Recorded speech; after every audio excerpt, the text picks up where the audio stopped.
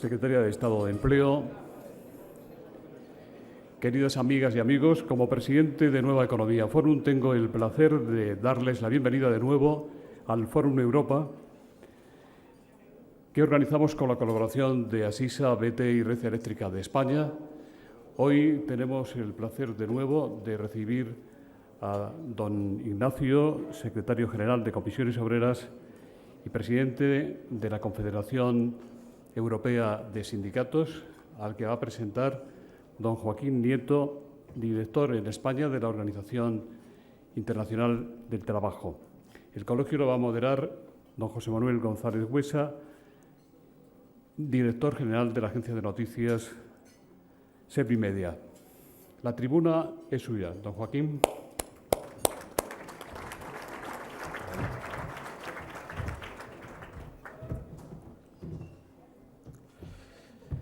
Buenos días, muchísimas gracias. Señora Ministra de Empleo y Seguridad Social, secretarios generales de UGT y de USO, presidente del CES, diputadas, diputados, embajadores, sindicalistas de comisiones obreras, UGT y USO, bienvenidas, bienvenidos todos.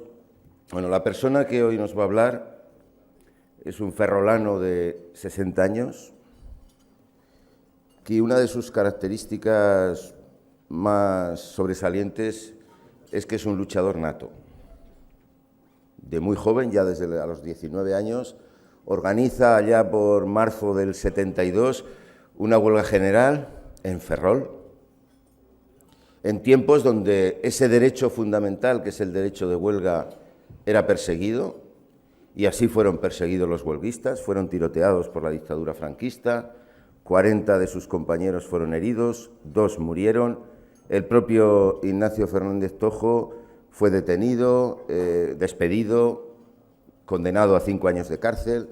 En fin, ahí inicia una trayectoria que va a continuar, una trayectoria de huelgas, de marchas, defendiendo lo de siempre, los derechos de los trabajadores y defendiendo también la industria.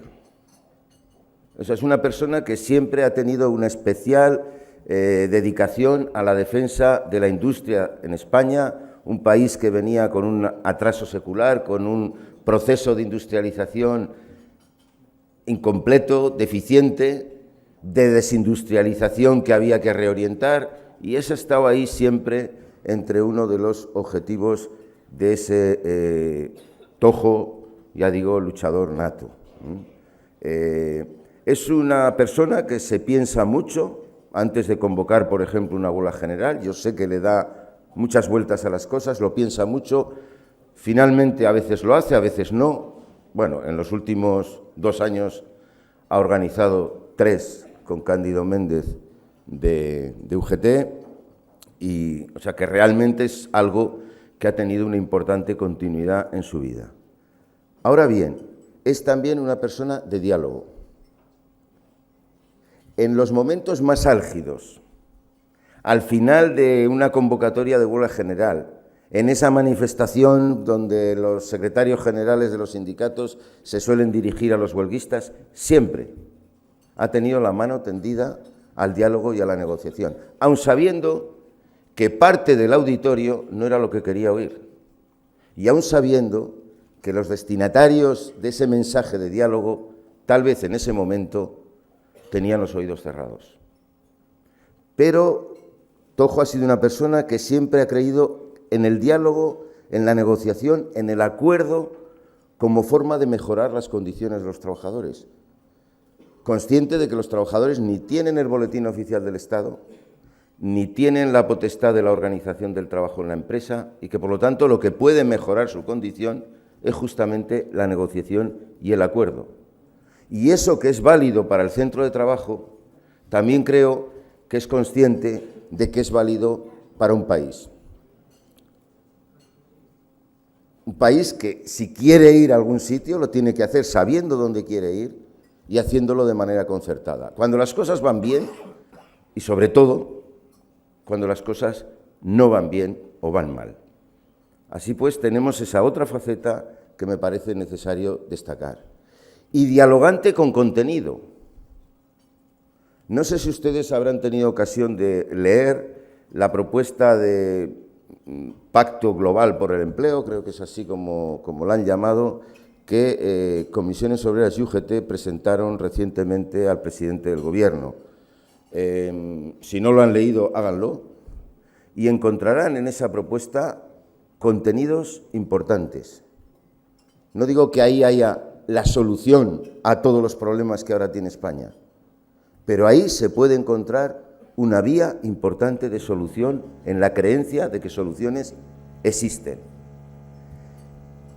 Y ahí se va a encontrar, junto a propuestas, pues, quizá más conocidas respecto de reformas fiscales o de reformas financieras, se puede encontrar algo de lo que se habla poco, pero que tiene muchísima importancia, y es una propuesta de un modelo productivo diferente. Creo que conscientes de que lo que le ha pasado a España en gran parte tenía que ver con las deficiencias del modelo productivo y de que las soluciones a la situación española tienen que ver con un cambio en profundidad del modelo productivo. Y a mí me ha resultado muy satisfactorio haber encontrado en esas propuestas de cambio de modelo productivo líneas muy similares a las que desde Naciones Unidas planteamos desde el inicio de la crisis cuando hicimos la propuesta de Green New Deal, de la necesidad de transformar a nivel mundial, europeo y en cada país la estructura económica y los modelos productivos hacia un modelo que respondiera a los dos desafíos más importantes que tiene la humanidad, el desafío social y el desafío ambiental. Por cierto, este último, aunque en la agenda esté baja, el desafío ambiental no significa que los problemas no lo estén en la realidad y emergerán. Y en la propuesta que hay ahí hay una línea de salida muy interesante, muy próxima a ese Green New Deal, que es la vía más directa de crear empleos, cientos de miles de empleos, millones de empleos, que es lo que se necesita para salir de la crisis, no solo en España, sino en Europa. Y encontrarán también en esa propuesta un planteamiento profundamente europeísta, porque Ignacio Fernández Tojo es un europeísta convencido. No en vano es el presidente de la Confederación Europea de Sindicatos. Creo que es la mayor organización, la más importante organización que existe en Europa, agrupa a más de 30 países, a 80 confederaciones sindicales, 60 millones de afiliadas y afiliados, 60 millones, más que todos los partidos de Europa juntos y más que ninguna otra asociación social europea. Bueno, como presidente de la Confederación Europea de Sindicatos, es muy consciente de que no hay salida a la crisis país por país, que country by country no hay solución y que se necesitan soluciones europeas que requieren modificaciones profundas. No me toca a mí hablar de ellas, me imagino que en su conferencia nos las contará, pero que van en todos los órdenes, incluido cambios y cambios importantes en el Banco Central Europeo. Y sin esta salida, sin este enfoque europeo, no habrá salida a la crisis tampoco en España. Creo que esa convicción europeísta no solo es una convicción romántica, que puede serlo, de voluntad de construir una Europa para el futuro, sino que es un planteamiento actual, diario y cotidiano. Y por último, para finalizar, voy a hablar de otra de las facetas que igual es menos conocida de Ignacio, que es su faceta de renovador, innovador. Le escuchaba recientemente en la clausura del Congreso de Comisiones Obreras a la que asistí dar un mensaje a las delegadas y delegados de Comisiones Obreras que me causó cierto impacto. Les decía, los sindicatos estamos en crisis. Una cosa es cómo nos vemos, decía, y otra cosa es cómo nos ven, cómo la sociedad nos ve. Y lo importante, lo relevante hoy es cómo la sociedad nos ve. Y nos ve mal. Y eso significa que, bueno, habrá razones diferentes. Es verdad que los sindicatos han sufrido un ataque desconocido en toda la etapa de la democracia, por supuesto. Es verdad que los sindicatos están sufriendo también la crisis institucional de conjunto que existe y ese alejamiento de la ciudadanía hacia las instituciones, partidos, sindicatos incluidos. Es verdad, pero es verdad, decía él, que habremos cometido errores propios, les decía a los delegados. Y que, por lo tanto, habrá que saber cuáles son esos errores y habrá que ver cómo se rectifica, cómo se renueva el sindicalismo y cómo consigue de nuevo una alianza diferente con la sociedad. Yo no sé, amigo Ignacio, cuántos de los cambios que ahí anunciabas serán posibles hacer y qué ritmo van a llevar. No sé si el día a día, las inercias, los intereses creados, en fin, las dificultades de todo tipo harán posible o no hacer esos cambios. Pero, desde luego, esa voluntad de cambio que te oía expresar en el Congreso, ya digo, me llegó profundamente. Como me llegó profundamente otro planteamiento bastante audaz, diría, de una persona como tú, que es de las que nos ha traído la democracia a España, con esa implicación de la que comentaba en comisiones obreras desde los años 70, reflexionando sobre si no será necesario ahora hacer otra transición. Realmente es un planteamiento, ya digo, bastante avanzado, y realmente es un planteamiento sobre el que pensar, teniendo en cuenta esa crisis institucional de la que hablaba antes y teniendo en cuenta los nuevos impulsos y las nuevas demandas que la sociedad está planteando hoy. Pero Ignacio, como el sindicalismo, como comisiones obreras, pues es una persona que tiene raíces y alas, pero, como decía el poeta, alas con raigambre y raíces para volar. Ignacio.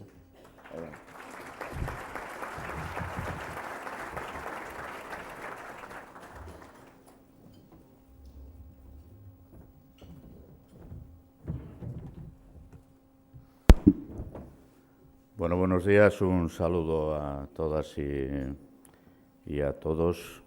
Yo lo de siempre, disculpen el protocolo, pero no soy mucho de ello, ¿no?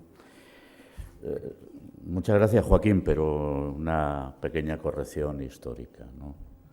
Con 19 años yo no organicé la huelga general en Ferrol. Es más, había líderes políticos y sindicales muy importantes allí, que luego jugaron un papel muy significado en la transición, en la conquista de las libertades y en la transición democrática en nuestro país. Apenas me llevaban 10 años, no obstante, 29, 30, 31. Julia Neiros tenía unos pocos más y Paco Filgueiras y alguno más, ¿no? La huelga aquella la organizó el gobernador civil. Sí, la gente dimos la respuesta, pero la huelga la organizó la represión brutal a la que se sometió a los trabajadores y trabajadoras de Bazán primero y de toda la comarca de Ferrol después. Pero bueno, esto ya está en los libros, a veces conviene leerlos para aprender, para no repetir las historias, ¿no? En fin, pero yo no venía a hablar de esto, venía a intentar hablar de otras cosas, cruzar unas cuantas palabras, aunque el riesgo con la polarización creciente que tiene este país es que cruzando palabras te terminen cruzando la cara, ¿no? Yo había titulado esta intervención, que no calificaré de conferencia, algo así como la CES ante la encrucijada europea. Pero voy a hablar de España, un poco. Pero para enmarcar lo que diré de España creo que es obligado, porque tiene razón Joaquín. No hay salidas nacionales, salvo que uno quiera encaminar al país al desastre. Yo sé que todos los debates están abiertos, con más o menos intensidad. El euro, Europa. Yo soy de los convencidos de que la solución está en más Europa, pero es difícil explicarle a la gente por qué es más Europa. ¿Europa cómo? ¿Europa para qué? ¿De qué manera? ¿Con quién? Porque ya lo de Europa es una cuestión de democracia. Resalta más la economía, pero lo de Europa hace algún tiempo que empezó a ser una cuestión de democracia. Europa está pagando en gran medida, en mi opinión, la Unión Europea, los déficits de construcción nunca ha habido, nunca se dan las condiciones ahora tampoco para fraguar consensos fuertes que permitan hacer avanzar esto más allá de lo que ha avanzado. Moneda para 17 países. Aquí se pierde el tiempo con lo de la Europa de 2 velocidades, pero ¿qué más diferencia puede haber entre el área de la moneda única y el área que no tiene la moneda? Europa es una construcción asimétrica, incompleta y sobre todo incompleta en lo político, en lo social y también en lo económico, porque la moneda no ha venido acompañada de instrumentos de gobierno económico. Y este déficit es el que está pagando, y muy duramente, la sociedad europea en estos momentos. Lo he dicho en varias ocasiones, aquí en este mismo foro. No hay gobierno económico, apenas se han construido algunos elementos de gobierno económico como respuesta tardía a los efectos de la crisis. En junio del año pasado se decidió avanzar hacia la unidad bancaria, el supervisor. Bueno, pues todavía tendrá que llegar enero, en el mejor de los casos, para que esto se materialice. No hay Reserva Federal, el Banco Central Europeo tiene una única misión, aunque luego, de tapadillo, como de forma vergonzante, cumple otras. No tiene la misión de la Reserva Federal, no hay presupuesto europeo, no hay unidad fiscal. Hoy, si se asoman a los medios de comunicación, yo escuchaba la radio esta mañana, supongo que como mucha gente, y se vuelve a recuperar la idea de definir los paraísos fiscales, es decir, el regreso al G20 de Londres. Estamos otra vez como al principio. Esto se está pagando muy duramente en Europa.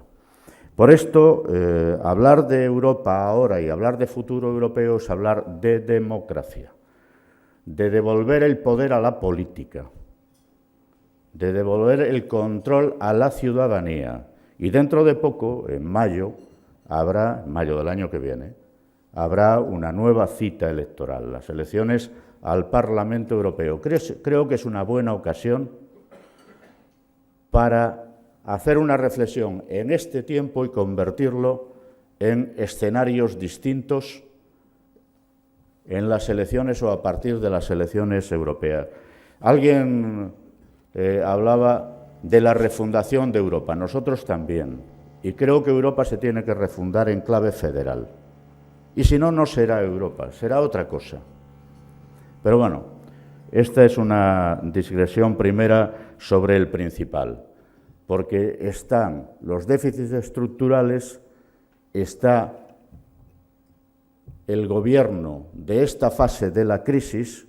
Nosotros, desde el sindicalismo europeo, desde la Confederación Europea de Sindicatos y particularmente desde mayo de 2011, Congreso en Atenas, hace ya 2 años, por lo tanto, venimos hablando de la necesidad de modular las políticas frente a la crisis. Se interpretó de forma reduccionista la posición de los sindicatos y de la CES en particular, por lo de la oposición a la austeridad. Oposición a políticas solo de austeridad, que es distinto, Hay que corregir los desequilibrios fiscales, decíamos entonces, seguimos diciendo ahora, pero hay que hacerlo en tiempo y con medidas que se compadezcan también con las necesidades que se derivan de la gestión de la crisis. Ahora ya son muchos más actores, incluidos algunos gobiernos, que hablan de la necesidad de acompañar la corrección de los desequilibrios fiscales con políticas para el desarrollo de la actividad económica. Está bien, pero hay que pasar de las palabras a los hechos, porque la cumbre de junio del año pasado fue decepcionante. Fue un engañabobos. fue una forma de hacer entrar a Hollande a las primeras de cambio en el carril en el que estaba situado ya la mayoría de los gobiernos de la Unión Europea, y bien que lo está pagando, en mi opinión, seguramente otra gente pensará de otra manera. Bueno, pues esto es el emplazamiento que tiene ante sí en esta encrucijada la Unión Europea para la cumbre de junio. Ya es inaplazable el cambio de las políticas, constatado el fracaso de la austeridad como única vía para salir de esta situación. No había evidencia empírica anterior alguna que viniese a decir que de la crisis se puede salir solo con austeridad, con reducción del gasto. Y cuando además la austeridad se aplica al mismo tiempo en todos los países de la Unión Europea, la resultante solo podía ser la que es: 27 millones y creciendo de personas en situación de desempleo, 30% a escala europea de paro juvenil, y Europa nuevamente en recesión, también Alemania, que padece las consecuencias de la caída del mercado interior europeo. A Alemania no le va bien, cuando todos los países, o buena parte de ellos, que son su mercado principal de la Unión Europea, están en una situación económica como la que está. Por lo tanto, ante esta evidencia, parece imprescindible que se produzca un cambio de rumbo. Y el cambio de rumbo exige, en nuestra opinión, que la definición del marco presupuestario plurianual de la Unión Europea 14-2020, anticipando efectos para el año en curso, incluya un programa de choque de inversiones nuevas a escala europea, fundamentalmente en el ámbito de las infraestructuras físicas y tecnológicas, corrección de la brecha digital, entre otras cuestiones, que actúe a modo de motor de arranque de la economía europea, porque los países del sur, a pesar de la flexibilización que parece se va a aprobar para la consolidación de las cuentas públicas, la corrección del déficit excesivo, no vamos a poder salir de esta situación solo con nuestras propias fuerzas. Es una cuestión no ya de solidaridad, que también, que para esto ha de servir la Unión Europea en estos momentos, es de interés compartido del conjunto de los países y de las poblaciones de la Unión Europea. Y, por lo tanto, debe ser el elemento que guíe la acción de los gobiernos y del conjunto de la Unión Europea. Alguien lo ha formulado de otra manera y, además, yo me alegro mucho que venga del sindicato más importante de Europa, que además coincide que es el sindicato del país que todo el mundo afirma impone las políticas en la Unión Europea. Es la DGB, a iniciativa del IG Metall, quien ha formulado la idea del nuevo Plan Marshall para Europa, versión siglo XXI. Y luego hablamos de financiación. Ellos plantean un cuadro, creo que lo hemos ya explicado en algunas ocasiones, cuadro que acompaña la propuesta de dónde habrían de salir los recursos para financiar ese programa de choque que nosotros hemos traducido en la Confederación Europea de Sindicatos, en la última reunión del Comité Ejecutivo, en una propuesta que pretendemos trasladar formalmente al Consejo Europeo en la cumbre social tripartita que se va a celebrar a finales del mes que viene, apenas dentro de un mes, previa a esa cita, para mí crucial, espero que no decepcionen nuevamente las expectativas de la Unión Europea en el mes de junio, porque no es posible esperar a septiembre, saben a lo que me refiero. Aparte del resultado incierto, que será la voluntad del pueblo alemán, si es cierto esto que todo el mundo asume como la verdad, de que Alemania está imponiendo las condiciones al resto de los países europeos. Yo creo que no es tan cierto, pero bueno, como Alemania es un país muy poderoso y tiene una presencia muy importante, y sus bancos muchos compromisos con los bancos españoles, portugueses, griegos, etcétera, etcétera, habría que señalar esto, ¿no?, en mi opinión. Septiembre, en el mejor de los casos, porque después viene la composición del gobierno, veremos qué resultados. Yo no creo que vayan a cambiar radicalmente las políticas alemanas, independientemente del resultado de las elecciones.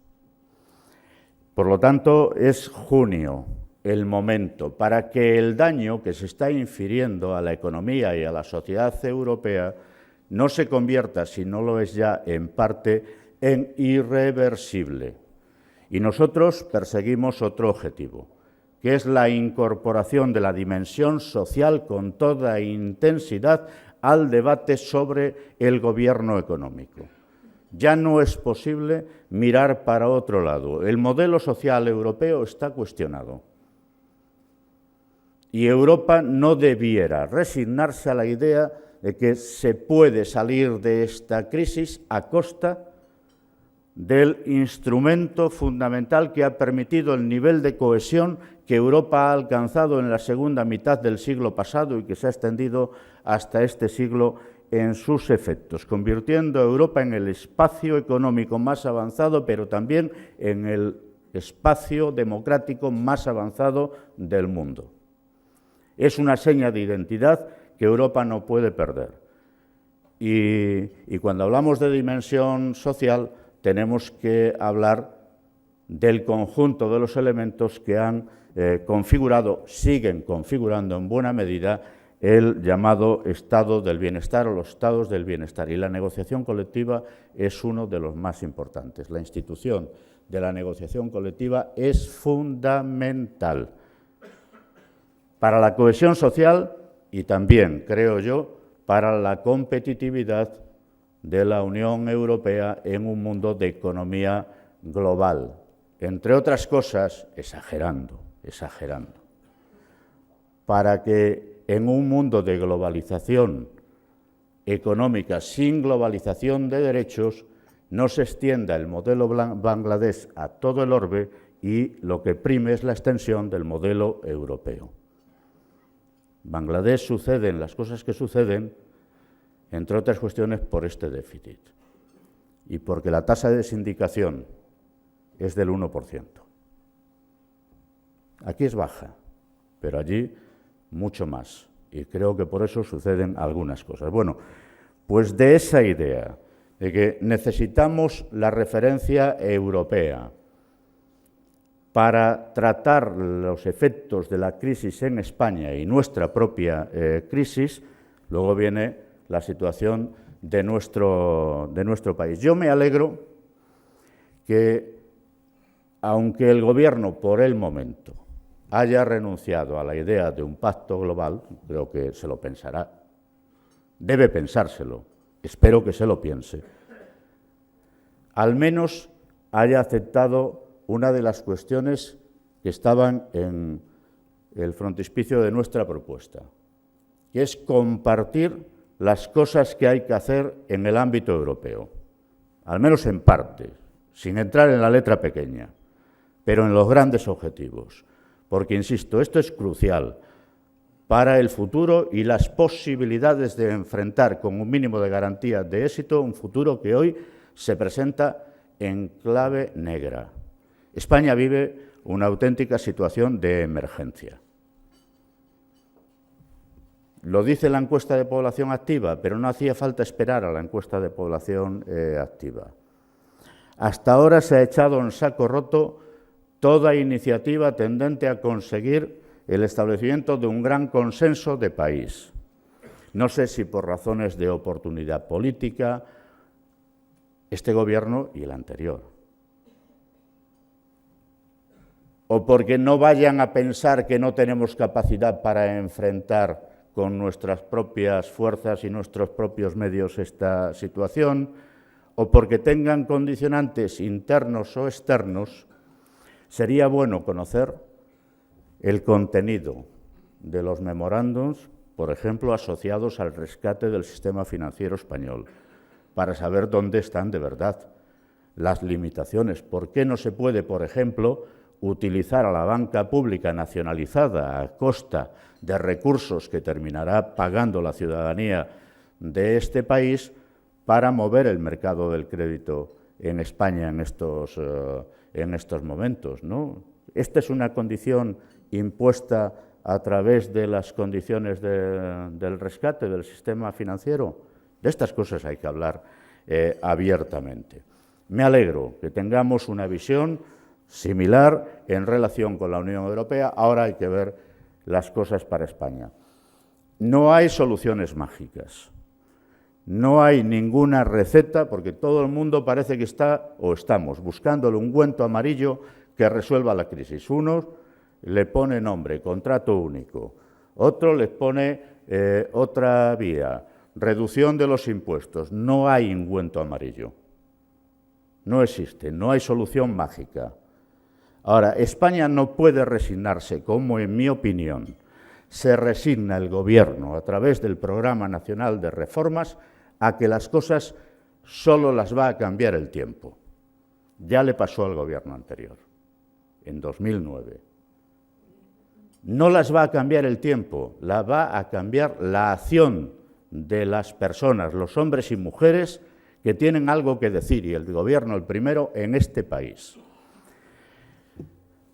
La crisis muestra, además de seguramente bastantes más, 3 graves problemas.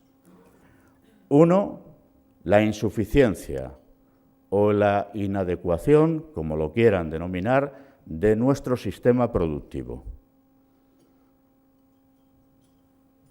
No es necesario ya mirar para atrás, ya está todo dicho, ¿eh? de cómo se generó esta situación, nuestra propia crisis. Nuestros problemas de empleo. 6.202.700 personas que dice la EPA, a veces tan cuestionada. Tenemos en paro en nuestro país 57% de los jóvenes, hombres y mujeres menores de 25 años en situación de desempleo. Bienvenidos, 5.000 empleos para Alemania. Pero es que son muchísimos más. Son muchísimos más, que necesitan respuestas en nuestro país. 3,5 millones de personas, si atendemos a la EPA, que no reciben protección de ningún tipo. No es cierto que la gente permanezca voluntariamente en el desempleo hasta que agota las prestaciones económicas y después, oh milagro, encuentra un puesto de trabajo. Porque eso no se cumple con esos 3,5 millones de personas que están en paro sin recibir ningún tipo de protección. Estos son los 3 gravísimos problemas y luego, asociado a ellos, unos cuantos más. Cuestionamiento de nuestro modelo social, los efectos, por lo tanto, sobre la educación, la sanidad, la dependencia, los servicios públicos en general, etc. En la dinámica en la que vamos, si ustedes le echan un vistazo al cuadro macroeconómico que acompaña el Programa Nacional de Reformas, encontrarán, se me enfadó la ministra de Empleo el otro día cuando se lo dije, pero está escrito, no lo he escrito yo. 25% de tasa de paro en el 2012 y aspiración, 25%, bueno, 24,8% de tasa de paro en 2016. Si eso no es resignación, que venga Dios y lo vea. Todo el esfuerzo para llevar los niveles de paro en nuestro país al mismo punto que estaban cuando este Gobierno inició su andadura. Bueno, un año después de haberla iniciado. Se pueden hacer otras cosas, por lo menos conviene explorar. Si es posible hacer otras cosas. En una situación de emergencia no valen las inercias. No vale decir, ya tirará el sector exterior y con reformas estructurales y consolidación fiscal, en 2019 el paro empezará a remitir en España. No vale. En una situación de emergencia se exigen soluciones de emergencia. Y cada una de las partes concernidas, el Gobierno tiene una gran responsabilidad, pero no toda, debe aportar lo mejor de sí mismo para dar un hálito de esperanza a este país, a la gente de este país. Porque el problema fundamental lo tienen las personas, no podemos quedarnos en las hojas de cálculo. El problema fundamental lo tienen las personas, las que están en paro, las que trabajan en precario y las que no pueden ni tan siquiera trabajar en precario sobre todo. Y empiezan a tenerlo también quien tiene un empleo que antes parecía garantizado y hoy ya no lo está tanto. España tiene un gravísimo problema de financiación, que en mi opinión es triple. Una parte se tiene que resolver con solidaridad europea. Nosotros tenemos que salir a conseguir recursos para financiar el funcionamiento de la economía a los mercados exteriores. No podemos seguir pagando el bono a 10 años al 4,5%. No se puede cada año pagar 4 puntos de PIB para financiar la deuda y otros 3,5 más en desempleo. 7,5 puntos, casi 8, solo para esas dos partidas. Es insoportable.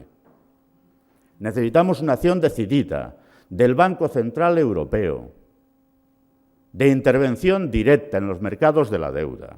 Esto es lo que estamos exigiendo a Europa, en una posición compartida por el conjunto del movimiento sindical europeo. Y tenemos otros dos problemas de financiación que estos corresponde al país resolverlo. Uno, ingresos insuficientes para las administraciones públicas. España no tiene un problema de volumen de gasto excesivo, de gasto público, no lo tiene. Solo dos cifras. 6,5 puntos menos de gasto social que la media de los países de la eurozona. 9,5 o de ese entorno puntos de PIB de ingresos fiscales menos que la eurozona. Ahí es donde está el problema. Tenemos un problema de eficiencia en el gasto. Discutamos de eficiencia, discutamos de modelo de Estado, discutamos de todo lo que haya que discutir, de reforma de las administraciones públicas. ¿Cabe o no plantearse una segunda descentralización en nuestro país para dar más capacidad a la administración más próxima a la ciudadanía? Contrariamente a lo que creo se está construyendo para hacer en España. Tenemos un problema de eficiencia, resolvamos ese problema, pero tenemos un problema de volumen de ingresos y eso hay que resolverlo. España necesita al menos 1,5 puntos de ingresos adicionales de PIB en los próximos meses, 15, 16 meses, para poder enfrentar la corrección de los desequilibrios fiscales, compatibilizándolo con las necesidades de desarrollo de actividad interna. Porque solo el motor exterior, que cada vez tira menos, y miren el cuadro económico otra vez, el cuadro macroeconómico presentado por el Gobierno, cómo esta situación de saldo positivo no está consolidada y cómo va empeorando progresivamente a medida que, según las estimaciones realizadas por la Unión Europea y el Gobierno de España, la economía española va saliendo, si sale, de la situación de recesión en la que está en estos momentos. Bueno, pues aunque no fuese así, solo el motor exterior no va a tirar de la economía española. Necesitamos desarrollo de actividad interna y eso se puede propiciar por varias vías. El papel de la negociación colectiva a mí se me antoja fundamental. Tenemos un acuerdo que nosotros reivindicamos. La otra parte tiene que cumplir sus compromisos. La devaluación competitiva, asentada en la devaluación de los salarios, solo de los salarios, ya está hecha en gran medida. No podemos seguir deprimiendo más la capacidad adquisitiva de la gente por la combinación de la subida de impuestos, subida de los precios, incluso los regulados, y depresión de los salarios nominales de la gente, sin incurrir en más riesgos de destrucción de actividad económica y, por lo tanto, de empleo en nuestro país. Ahora hay que invertir los términos. Ya lo preveía el acuerdo de negociación colectiva. Operemos con ese acuerdo, operemos también en el terreno del empleo. Y el segundo problema de financiación interna es el del crédito. Algo apuntaba antes. Los bancos están a lo suyo, tienen una castaña importante, es cierto.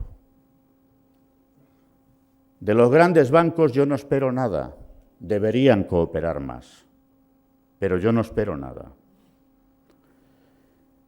La banca nacionalizada debe ser el instrumento del ICO, que solo tiene 200 funcionarios a su servicio, para canalizar esas líneas de crédito tantas veces anunciadas que nunca llegan a la economía real, a través de las empresas, fundamentalmente las pymes y las familias. Por cierto, el Banco Europeo de Inversiones podía jugar un papel mucho más dinámico en relación con la pyme, que es lo que está jugando. También en nuestro país. Esto es capital. Solo desde ahí, resolviendo en el tiempo, no mañana, los problemas de financiación de la economía española, es posible enfrentar ese reto que es cuádruple de cambio de modelo económico. Ahí está la Carta por la Ciencia, échenle un vistazo, creo que es de interés. El desempleo, la protección de las personas y la corrección de los desequilibrios fiscales.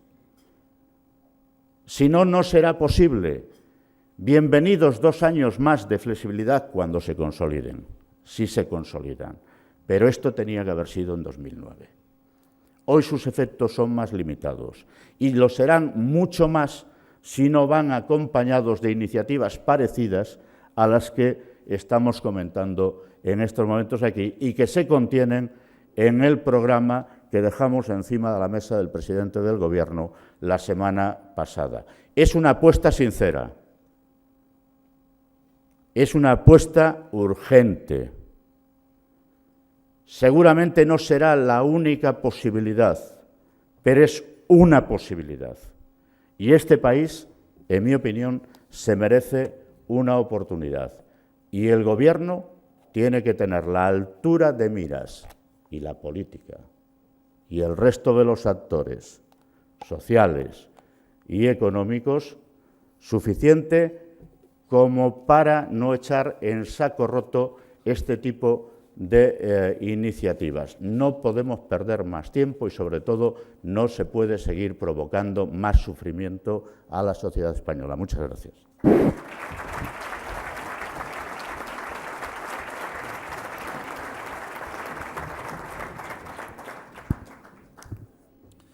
Muchísimas gracias, Ignacio. Toca el turno de las preguntas. Hay muchas preguntas, vamos a intentar hacerlas todas. Y, lógicamente, hay varias preguntas sobre lo de ayer, el titular de ayer de última hora de la noche, que hemos comentado a la entrada, que no te dio tiempo a ver, que fue esa intervención del expresidente del Gobierno en Antena 3, y hay varias preguntas de Carles Castelnou y de otros compañeros preguntando eso. ¿Piensa que puede volver a andar a la política? ¿Es una solución? Dijo eso, una cosa, y dijo otra cosa, que es que había que bajar impuestos.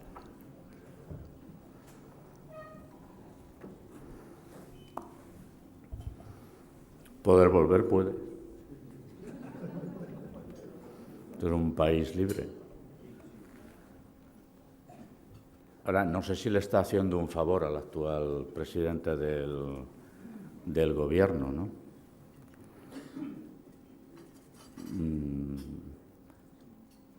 Igual, antes de afirmar las cosas que afirmó ayer, yo lo he conocido hoy, ayer un poquito por la noche y hoy escuchando la radio y leyendo los periódicos, ¿no? Podía tirar de la frase esta del rey: lo siento, me he equivocado, no volverá a suceder. Pues, por ejemplo, ¿para qué? Para ponerlo a continuación de la reforma de la ley del suelo o de el encuentro de las Azores o de algunas otras cosas, ¿no? No creo que la vuelta al pasado sea la solución. Este país necesita mirar al futuro. Yo tengo una opinión, no mía, el sindicato tiene una opinión en relación con la función de los impuestos en este momento. Comparto solo una parte de la frase que él decía ayer, que España necesita una reforma fiscal. No obstante, nosotros no hemos ido a la Moncloa con una propuesta de reforma fiscal, porque una reforma fiscal tardaría en operar, en dar resultados, y lo que necesitamos son ingresos de forma urgente, y apuntábamos otras vías. Sí creo que sería necesario bajar el IVA, y sobre todo en efectos como los que se provocaron para la cultura, para el acceso a bienes y servicios básicos, para la cesta de la compra de la parte menos pudiente de la sociedad española. Pero nuestros ingresos inmediatos hay que buscarlos en la lucha contra el fraude fiscal, fundamentalmente, en las grandes fortunas, en las sociedades, por lo tanto, de inversión de capital variable. En fin, hay gente mucho más informada que yo, que sigue mucho más de cerca, porque es su actividad. Por allí veo a alguna persona en la Hacienda Pública que apunta, creo, en la dirección correcta, y no debiera ser tan difícil conseguir esos ingresos adicionales que tanto necesita la sociedad española. No sé si Cándido quería decir algo de estas palabras de ayer de Aznar.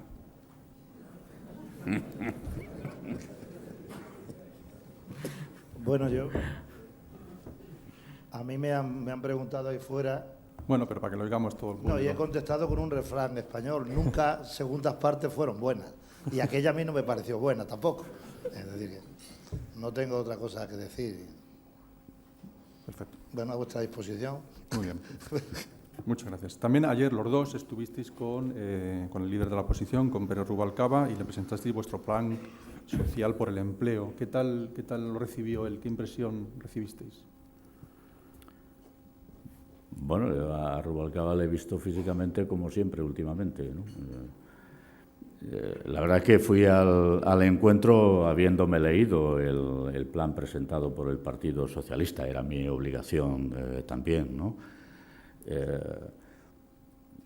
Se pueden compartir cosas, se puede sobre todo compartir un objetivo, que es que en una situación de emergencia se necesitan soluciones de emergencia.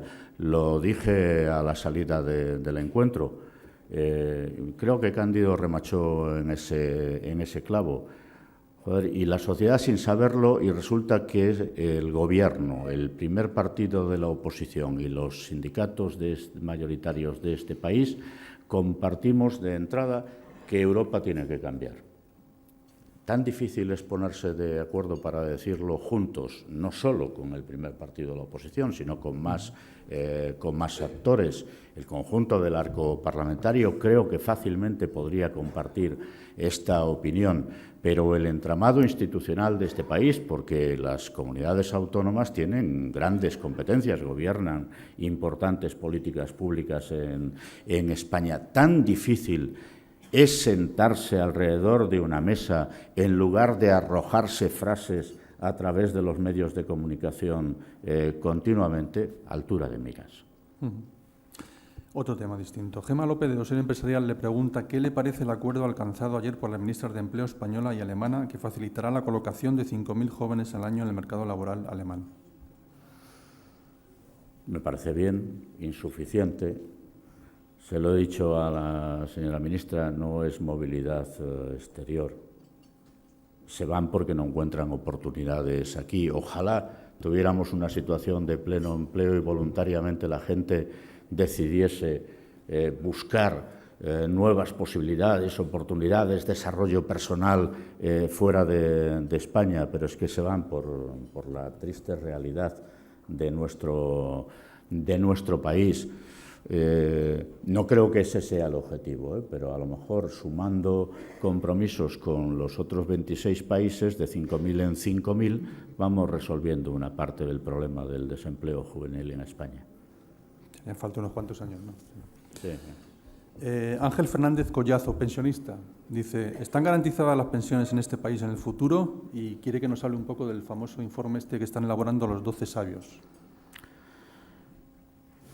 No sé si son sabios o no, expertos, debe ser gente que conoce de seguridad social. Al menos las personas que yo conozco saben mucho de seguridad social en nuestro país, ¿no? Nosotros hicimos un acuerdo en el año 2011 que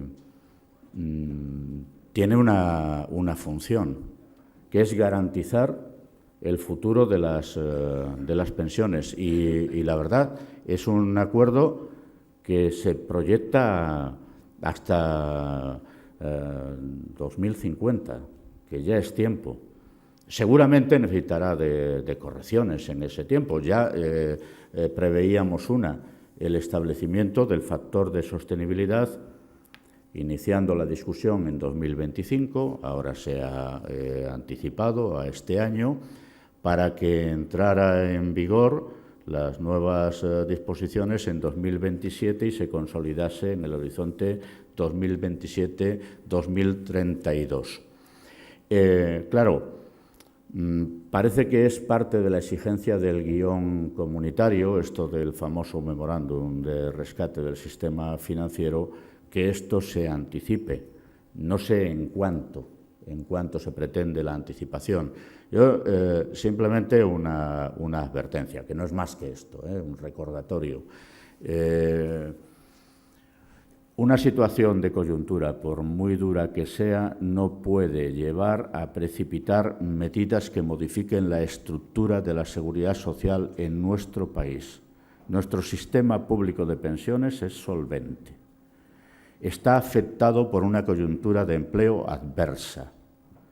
La superación de esta coyuntura adversa de empleo debe resituar en los términos, en los parámetros que definimos a través del acuerdo que hoy ya está consolidado en la Ley de Seguridad Social, esa solvencia del sistema a futuro de la seguridad social. Porque todo esto que se dice ya se preveía hace muchos años.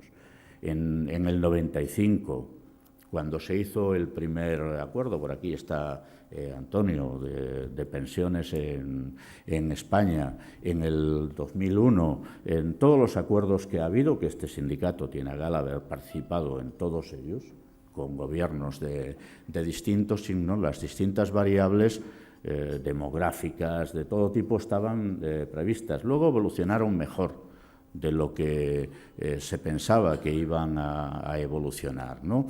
Hoy tenemos un problema de ingresos asociado a la crisis de empleo que tiene nuestro país y a la progresiva degradación de la calidad del empleo y, por lo tanto, de las cotizaciones sociales. En el acuerdo de 2011 preveíamos una subida progresiva de la contributividad.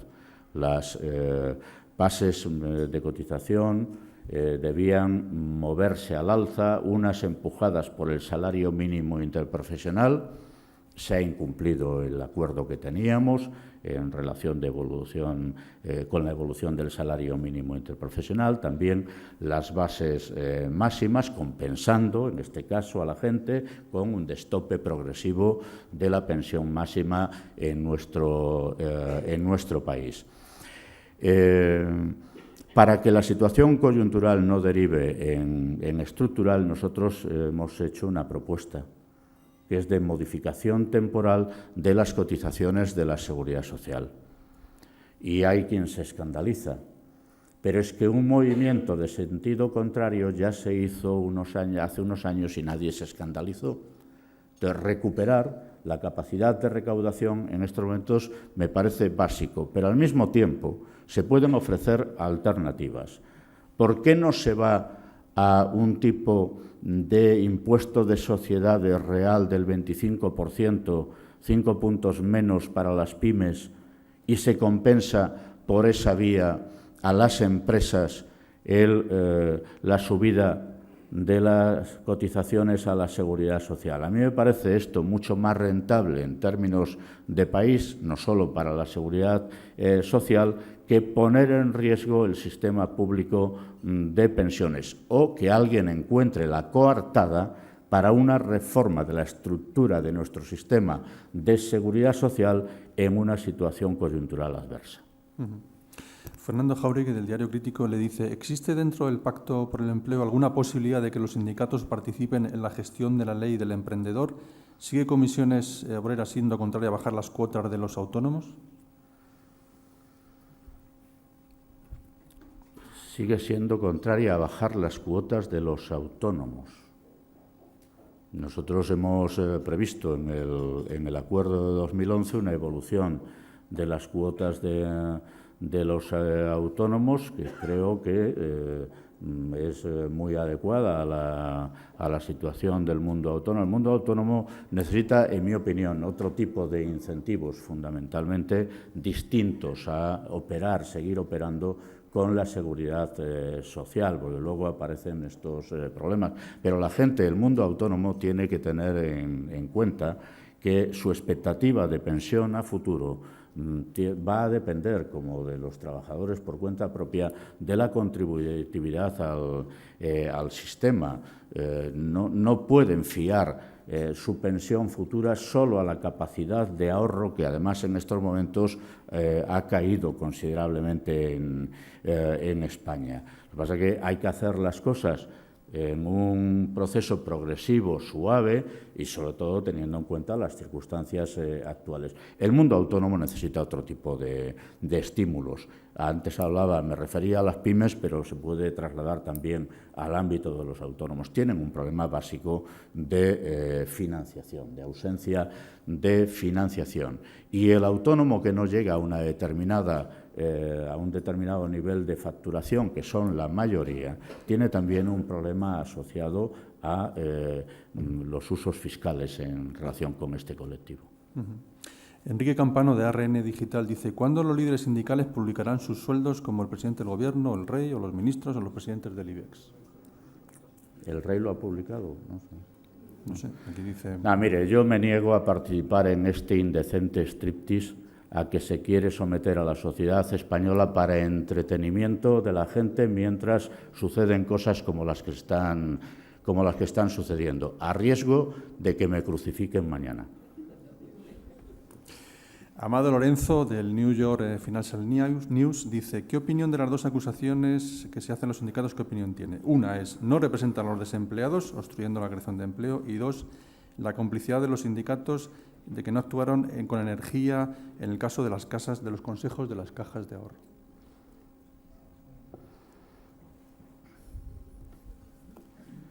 No representan a los desempleados. Bueno, la Constitución española nos otorga una función a las organizaciones sindicales. Es cierto que la mayoría de los desempleados y desempleadas en España no están afiliados a las organizaciones sindicales, creo que tampoco a los partidos políticos ni a los clubes de fútbol, ¿no? No sé si esto pone en cuestión la representatividad del conjunto del entramado político y asociativo de nuestro país. Nosotros tratamos de trabajar de forma intensa, incluso mucho más que lo hacemos para el mundo asalariado, para el mundo de los trabajadores y trabajadoras que desgraciadamente no quieren trabajar, y de hecho me acaban de escuchar decir unas cuantas cosas, bastantes más que para el mundo de la empresa, para ese conjunto de gente. Ahora, yo también entiendo una cosa: nosotros hemos rechazado tradicionalmente el impulso en comisiones obreras de formas estables de organización de los parados. Entre otras cosas, a los parados hay que ofrecerles servicios, hay que ofrecerles políticas alternativas, ideas, porque la gente no quiere entrar en un gueto. Es decir, yo soy parado como elemento definitorio de mi condición humana, y por eso no va a haber una organización masiva de los parados y paradas en España. Sí se pueden tomar iniciativas con ello, y este es el servicio que pretende prestarle el sindicato. Mire, En relación con las cajas de ahorro, esto ya se va repitiendo como un mantra. No se puede pedir a quien representa el 5%, el 2% o en el mejor de los casos el 10% de un órgano de gobierno la misma cuota de responsabilidad que a quien representa el 50, el 60, el 70, el 80 o hasta el 90 y más en la gestión de estas entidades. Ahora, yo creo que la situación que se ha generado en nuestro país debería invitar a una reflexión de un poco mayor recorrido. Si la forma de gobierno de las sociedades anónimas es la adecuada en España, si tienen capacidad los consejos de administración para dirigir de verdad las entidades financieras y cualquier otra sociedad anónima. Pregúntense cuántas veces se reúnen al año los consejos de administración y cuántas lo hacen el equipo de dirección, qué información tienen los consejeros y qué información disponen los equipos de dirección. Si tienen, por lo tanto, a partir de ahí capacidad de condicionar las decisiones que se van tomando en el día a día. No les exime de la responsabilidad que la ley les otorga, pero creo que están en inferioridad de condiciones. Por eso nosotros nos estamos planteando muy seriamente, y tomaremos decisiones en muy pocos días seguramente, el abandono de los consejos de administración, no solo en las entidades financieras, sino en el conjunto de las sociedades mercantiles, en las sociedades anónimas. Creo que debería, en paralelo, abrirse un debate en relación con el derecho de participación de los sindicatos en la empresa. Hagamos un estudio comparado de la realidad europea, observemos modelos. Hay quien apunta al modelo alemán, comité de vigilancia, puede haber otras alternativas, pero creo que España necesita desarrollar las potencialidades que se derivan de la directiva europea, creo que es de 2005 o 2006, no estoy muy seguro, en relación con la participación sindical en la empresa. Tardó 30 años la Unión Europea en aprobarla. Espero que no tardemos tanto en definir un marco de participación sindical en la empresa en España. Y al Gobierno, la oportunidad, ahora que se debate la ley de transparencia, adelante con ella, ley de participación empresarial y sindical de las organizaciones. En la ley, claro, negro sobre blanco, controles desde una regulación global, no como sucede en estos momentos. Elena Pérez, de Cantabria Occidental, le pregunta: ¿para cuándo un modelo sindical que no dependa de las subvenciones del Estado y sí de las cuotas sindicales exclusivamente? Bueno, esto a lo mejor, que no era cierto, se podía decir hace 3 años, pero ahora seguir repitiendo lo mismo una y otra vez, parece el raca-raca de Ibarreche, vamos. Ignacio Buqueras, se imagina la pregunta, claro. Conoce su especial sensibilidad por los horarios y entonces quiere destacar qué puede decirle respecto a la necesidad de tener unos horarios racionales y conciliadores. Tenemos una deuda pendiente. Me lo recuerda cada vez que nos vemos. Yo creo que este país ha evolucionado en el uso de los horarios de forma absolutamente irracional. Es que esto que pasa en España no se lo encuentra uno en ningún otro país de la Unión Europea.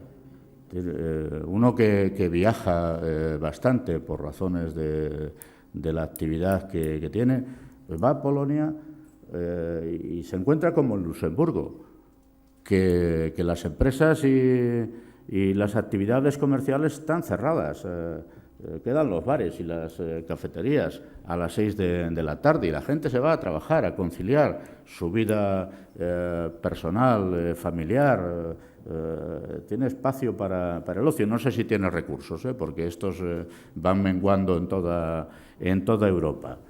Pero sí, sinceramente, creo que España necesita una reflexión profunda en relación a esto. Uno no puede salir de casa a las 8 de la mañana o a las 7 de la mañana y regresar a las 9 de la noche o a las 10 de la noche. Y no sucede solo en determinados espacios. Es que esto del síndrome del directivo normalmente suelen ser hombres, que luego arrastra al conjunto de las personas que trabajan en su entorno, se está extendiendo excesivamente y está imponiendo unos usos horarios infernales en nuestro país. Esto no es competitivo ni nada que se le parezca. Y algunos sufrimos en espectáculos, como el otro día en el fútbol, bueno, con alguno con alegría, pero terminamos a 1 de la mañana, ¿no? La final de la Copa del Rey. Sí, se impone el mandato de las televisiones, ¿no? de las audiencias. Ahora hay fútbol hasta los viernes, dicen. Usted ha dicho al principio que el Gobierno se pensará la propuesta del Pacto Global. ¿Han quedado con el señor presidente del Gobierno para verse dentro de poco? Sí, lo que pasa es que no acaba de poner la fecha. Tenemos un compromiso de una reunión con la secretaria general de la CES, de la Confederación Europea de Sindicatos, que parece que se va a celebrar antes de que termine este mes, pero este mes está terminando, ¿no? Sí, porque, bueno, lo aclaro este aspecto, ¿no? En la Comisión Ejecutiva de la Confederación Europea de Sindicatos hemos decidido hacer una ronda de encuentros con todos los gobiernos de la Unión Europea antes de la cumbre de junio. Y nos hubiera gustado que la primera fuera la de España. No sé si será posible o no. Y aparte de esto, sí hemos quedado, a falta de compromiso, es decir, no se dan las condiciones para abordar una negociación para un acuerdo global, de abrir espacios, algunos ya están abiertos, de negociación sobre materias que me parecen muy, muy relevantes. Hay una parte de estos espacios que corresponden a la relación bilateral entre las organizaciones sindicales y empresariales, a la que yo le doy mucha importancia, que es todo lo que tiene que ver con la negociación colectiva. A veces, cuando hablamos de negociación colectiva, ahora todo el mundo se queda con lo de la ultraactividad, es un problema. En el mejor de los casos apunta a los salarios, pero es que la negociación colectiva es mucho más que los salarios, que son muy importantes, que la gente no va a trabajar por gusto al trabajo, ¿no? O por la maldición bíblica. La gente va porque necesita recursos para desarrollar su vida. Pero la negociación colectiva tiene un gran potencial, por ejemplo, en materia de empleo, en materia de igualdad, que parece que ya nos hemos olvidado.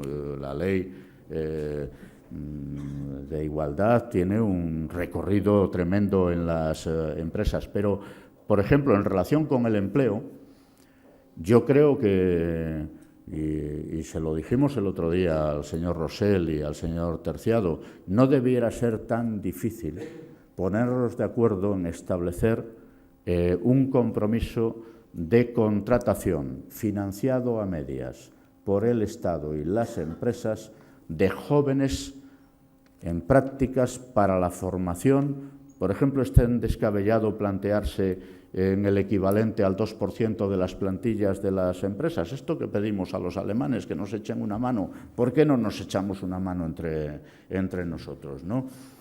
Y una mesa muy importante, a la que yo le doy mucha importancia, es a la de protección social.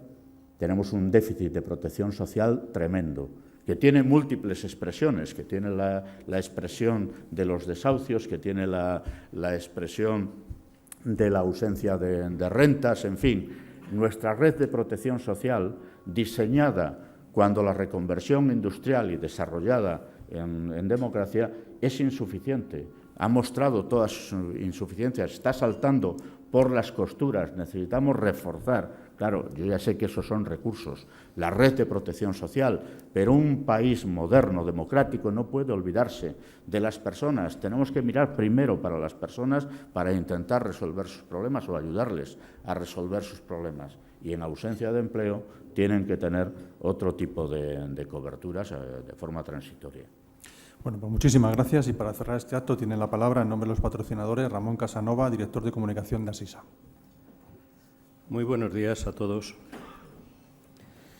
Hemos escuchado con muchísimo interés al señor Fernández Toxo explicarnos que estamos en un escenario de profunda crisis, con un inadecuado sistema productivo, problemas de empleo, paro, muchas personas sin ninguna protección y desequilibrios fiscales.